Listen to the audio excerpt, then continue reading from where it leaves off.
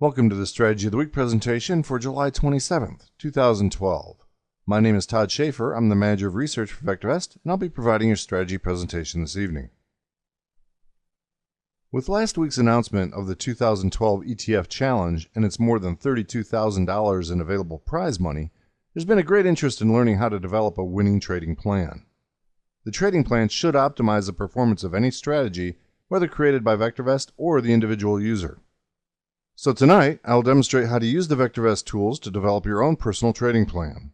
I like to point out that this is just one of many approaches available. Any approach you adopt should provide a methodical, progressive examination of results. The process I'll demonstrate tonight was also utilized in our previous strategy demonstration titled Schaefer's Solution from November 11th of 2011, and I invite you to go back to review that demonstration as well. We had a similar situation in that we were trying to identify the best performing trading plan over a given market period. Tonight, however, we'll focus more on process and technique and less on the actual results. Also, before we move on, a word about the simulator variator that we used in that presentation. The simulator variator tool automates all of the processes we will review tonight. Obviously, this will allow a much broader scope of inquiry as well as improve accuracy of results due to fewer fat finger mistakes. It also allows you to build and automate custom timing lists, custom situations, custom stop-loss combinations, including multi-conditional combinations. It's a fantastic tool that greatly simplifies and speeds this process. But for tonight, I'm going to keep things simple.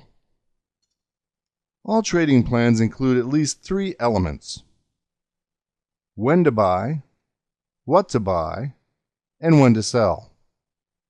Any trading plan must answer these three questions, but of course, there can be a simple answer or a complex answer depending on how you like to trade. But essentially, the when to buy question is one of market timing. When will we enter the market? When are market conditions conducive to making winning trades? The what to buy is ultimately a strategy question. What's performing well in the current market condition? And when to sell is a combination of both a market timing question and a stop-loss question. Trading plan development is a systematic, analytical approach that attempts to optimize each component of this trading plan. Trading plan development includes the time frame of study, a strategy, market timing, portfolio management, and stop criteria.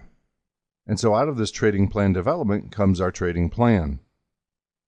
Typically, we separate the bull and bear market scenarios and study each of them in isolation, and then merge them together into one final plan. It's often said that history doesn't repeat itself, but it often rhymes. Over-optimization or curve fitting is a situation where we've so closely tailored our trading plan to the historical data to get a maximum result that the odds of a repeat performance are actually diminished. We avoid this situation by extending our evaluation to include out-of-sample time frames. This means we'll vary the start and end dates or test other market periods, and we'll also paper trade in real time, coming forward out of the historical sample and trade in real time, applying our stops in real time without the slippage induced by end-of-day data. So that's the process in overview. I want to use the remainder of our time to flesh out the process with some specific examples. The first step in the trading plan development scheme was to determine a time frame of study. In this case, that's easy because it was dictated by the contest rules. We identified a time frame from June 29th of 2011 to June 25th, 2012. Let's move into a market timing graph. From our home page, we'll click the Graph tab. See, I've set up a market timing graph, and I've set it specifically to the dates of June 29th, 2011 through June 25th, 2012. And so our goal for this exercise and for the contest is to optimize our performance using ETFs in this time frame. With the time frame defined, the next thing I need to do is identify the strategy, specifically ETF strategies, that perform best within this time frame. Now remember, we're going to separate our bullish time periods from our bearish time periods. So I'm going to demonstrate just the bull scenario. This, of course, would just repeat the same process for the bear side. Now I could test this entire time frame from beginning to end, and we can see that just based on market action, I have a downward bias as my entry price is higher than my exit price.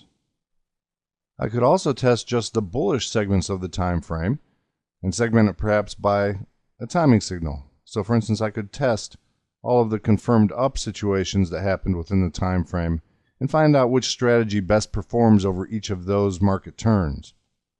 The benefit of testing the calls is I would be also at the same time identifying which strategies perform best on which timing signals. I could also segment the market by simply testing from the low to the high and test each market turn from low to high to see which strategies perform best in each market segment. Each of the methods has pluses and minuses, and depending on the market sample you're using, some may make more sense than others. No matter which method you choose, the next process is called benchmarking. The first step is to identify my date ranges. So I'll come up here and let's do a vertical cursor.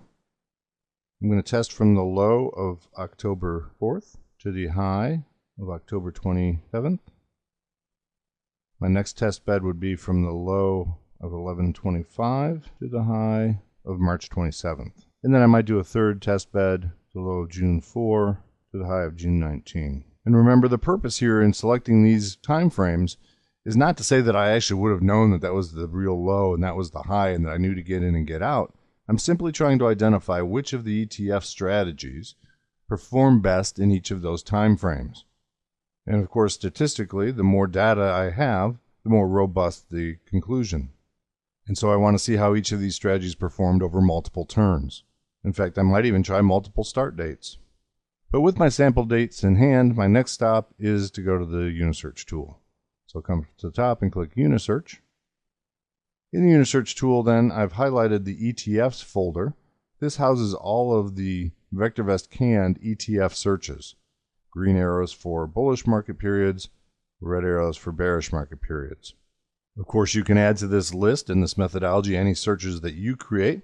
Of course, if I weren't in the contest, I could be doing any other kind of prudent or aggressive or bottom fishing strategy, for instance, depending on market conditions. But essentially, we need to start the test with our first testing date, which was October 4th of 2011. And I'll now run my first quick test on my first strategy, best performing ETFs. I can highlight it and run search, or I can just double click the search name and it will run on that date. These are the search results. So let's adjust our screen here, tighten up the searches toolbar. I'm going to quick test all 10 results. Remember, my time frame didn't go all the way to current. We needed to go from October 4th to October 27th. That was the end of our first test bed. We click OK. We're the 4th to the 27th. We rerun the test. And we see that this test had 6 winners, 4 losers, so 60% winners, but essentially was flat with a gain of 0.03%. But because that's my first test, I write that down because that's my benchmark. Hopefully we can do better. We'll close that quick test. Our next strategy, commodity ETFs, if I double click it, will run on the 4th. It didn't find any results, so we'll double click high average volume ETFs. It did find a result, so let's quick test them. Quick tester remembers my date range, and so we've already run 10/4 to 10/27. You can see we did much better here with a gain of 8.38% with 90% winners. So that's my new benchmark. Next, we had rising ETFs. Quick test that. Remembers the date. Rising ETFs actually lost money in that turn, so the benchmark of high average volume ETFs remains. And so that process continues then until I've run all the bullish ETF strategies. And I would run each of those strategies across all 3 market turns to see which had the best average performance. And remember, performance is not only amount of the gain, but it's also percentage winners. I want to keep that performance in balance. So at the end of this exercise, I will have determined which of these ETF strategies performed best on average over those market turns that I selected.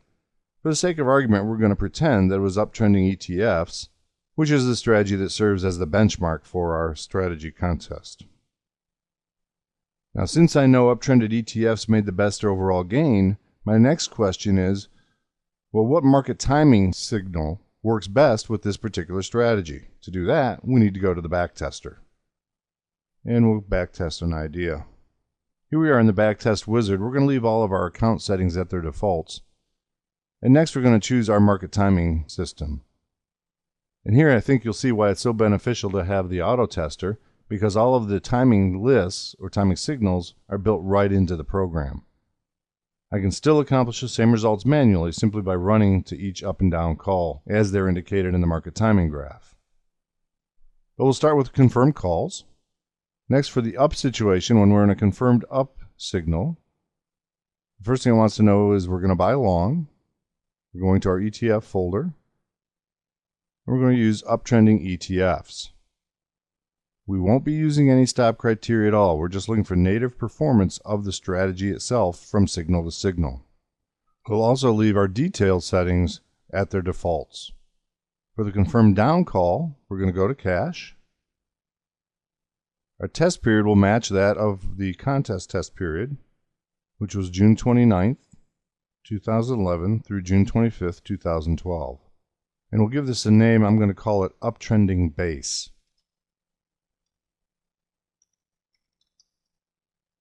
Which is short for base run. And you want to give a little forethought to your naming conventions because it really can help you organize your results in a more logical layout. But now we're set up to run the uptrending ETF strategy. We'll buy 10 ETFs between the period of June 29th, 11 to June 25th, 12 on the confirmed up calls. And we'll go to cache on the confirmed down call. I simply come to finish and run, and it'll automatically do those trades for me.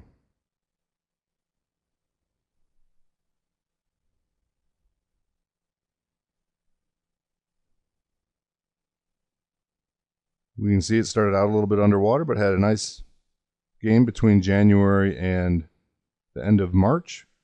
Overall, we gained 9.81% with a drawdown of 10.34%.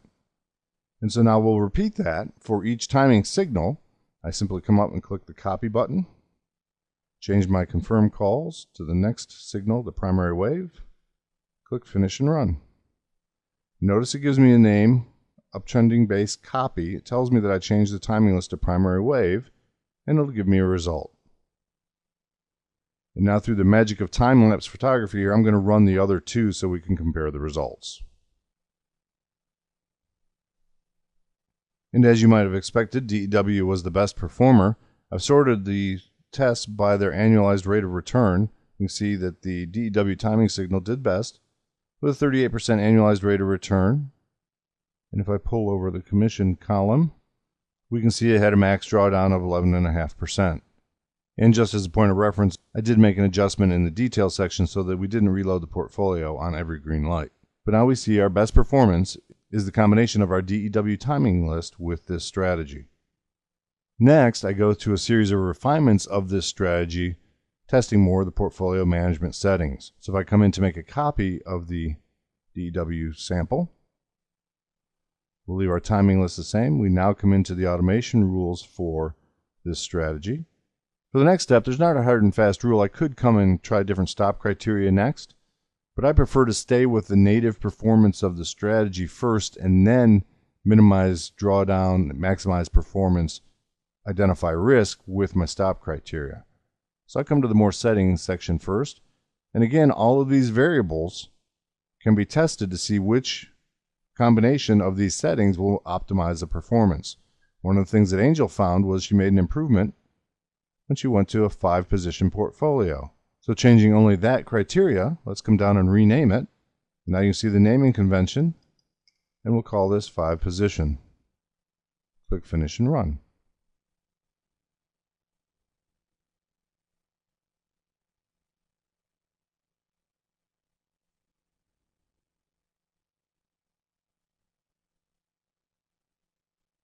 And we see now by going to 5 positions, we improved our performance from 38.5% to 55%, while our drawdown stayed essentially the same.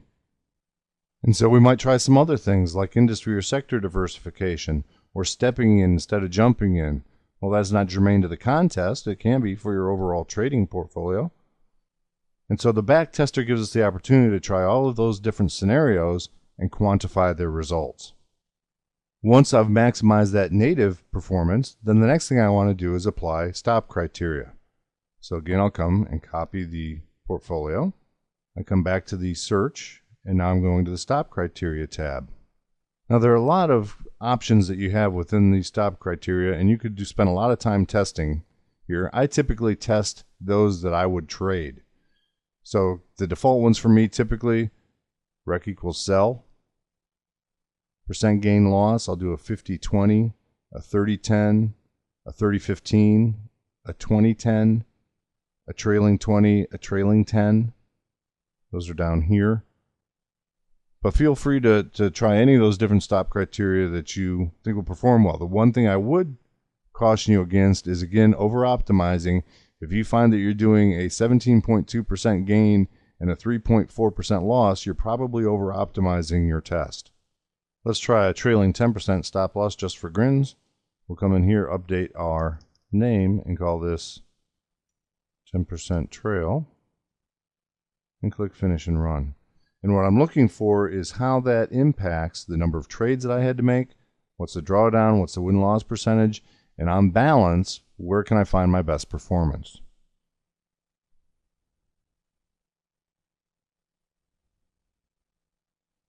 And I can see with that stop loss, I actually underperformed my previous run with a 25% gain instead of 55%, and my max drawdown deepened a little bit from 11.5% to almost 13%.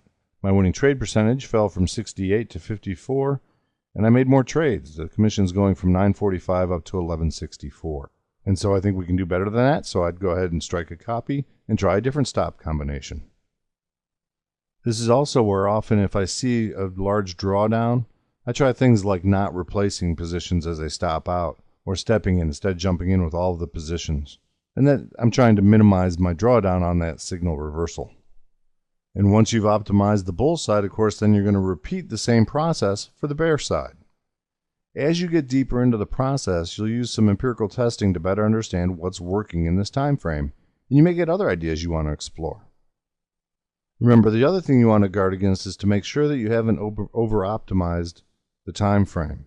So you want to take out of sample time frames, maybe change your start date, or go back a couple years and run it over a similar market period. But you want to vary start and end dates. You want to test other market periods. You want to see if these results are consistent with other tests in other market periods. All along the way, you can make adjustments as necessary to help you move forward and get a more consistent result across different market periods. And finally, the last piece of the puzzle, coming out of sample, if we go into our portfolio manager, let's paper trade the trading plan. Here are our model portfolios, but I would simply create a new portfolio. I might call it ETF contest portfolio. Create the portfolio. Click on it to activate that portfolio. Click on the manage portfolio command and do a buy from search. And if I were going to do this for Monday, because the DEW signal is down, I'll play the bearish side of the market. So my ETF, I would come into buying contra ETFs. If you recall, we only had 5 positions in that portfolio. And I'd click buy stocks. Doing this at the time in the market, I would have the correct pricing right down to that tick. I come to manage portfolio, set my portfolio automation long, and I would set up my stop criteria, which was a 10% gain and a 10% loss. I want to close positions as if my stops actually were hit. And if you recall, that strategy did not replace stocks, so we'll just let it ride, and we'll close out the positions and close out the portfolio naturally. And I click OK. And with this paper portfolio, then, we'll eliminate any slippage we have from using end-of-day prices. We'll actually get tick-accurate stop criteria applied, and we'll get to see how this thing trades in real life. Now, it does take a little bit of work, but the rewards make it a very enjoyable process as you test your ideas and eliminate the bad ones, by the way, before they cost you money. You build confidence in your strategy and learn more about how various markets perform and how you might trade them. But through conducting this research and the benefit of having the portfolio making money in real time in the current market, would you not have more confidence coming in knowing that this strategy is effective in putting real money into the market? And now you have a fully developed trading plan that tells you when to buy, what to buy, and when to sell. Now you just need the self-discipline to follow the plan. But that's for a different time. For now, we'll conclude this presentation. I do appreciate you being with me this evening, and I hope you have a great weekend. Good night.